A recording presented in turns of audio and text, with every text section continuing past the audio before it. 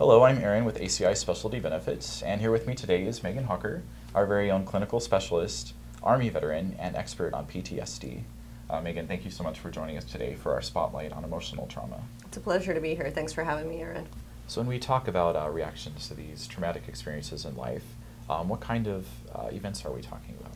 This can include, but is not limited to, combat, rape, natural disasters, really any life-threatening event that seems out of one's control.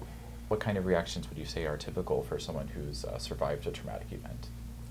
There's a range of reactions. The important thing to remember is that no two people are going to experience a traumatic event in the same way, and that it by no means is a sign of weakness.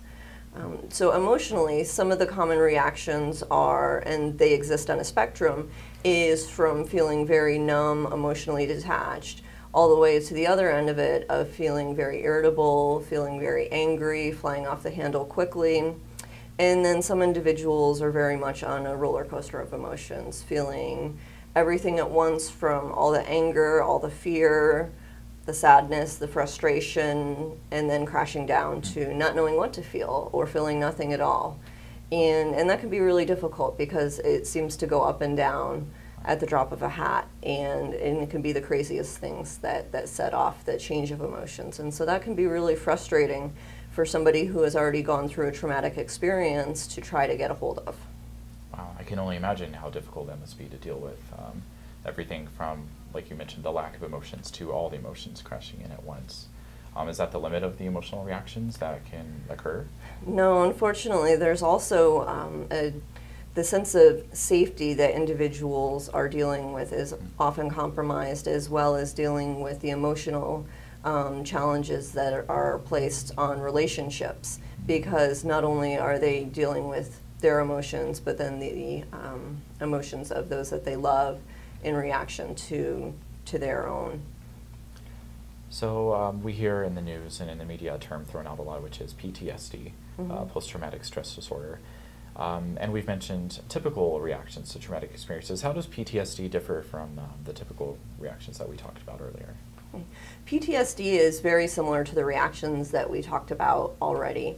Diagnostically, the symptoms are similar as far as the re-experiencing that we just talked about, the avoidance, numbing emotionally, as well as the increased anxiety, such as being very aware of your surroundings, the hypervigilance. But the biggest difference is that the PTSD continues long after the traumatic event is over and continues to have significant distress or impairment in the individual's life. So if these things are happening, all the things that we talked about as far as the emotional reactions or the physical problems, if that's continuing a week or 2 weeks following a traumatic event, then that's pretty normal. But if it's continuing months or years after the traumatic event has happened, then you definitely want to go and talk to somebody. So now that we've discussed some of the effects of suffering through a traumatic experience, I wanted to move on to recovery. How does one work to recover after surviving one of these events? Some basic things that an individual can do that has gone through a traumatic event is sticking to the routine as best as possible. They can take basic self-care.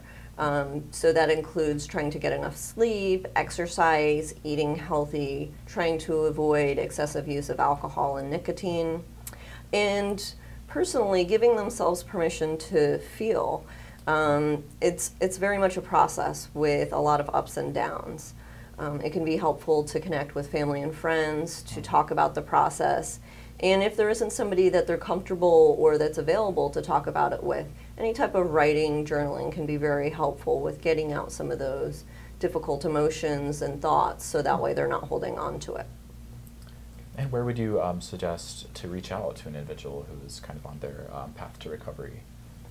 Well, we provided some links below for additional information, but I would recommend a person who is seeking help to contact their healthcare provider, or you can contact 211 for local resources within your community.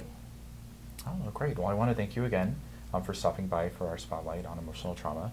It's certainly been very eye-opening for me, and I hope that you've enjoyed it too. If you're interested in any other videos pertaining to mental health, veterans, or even wellness tips, be sure to subscribe to our YouTube channel and check out our links below for our social media and blogs. Thank you so much for watching. Thanks Thank again. you, Aaron.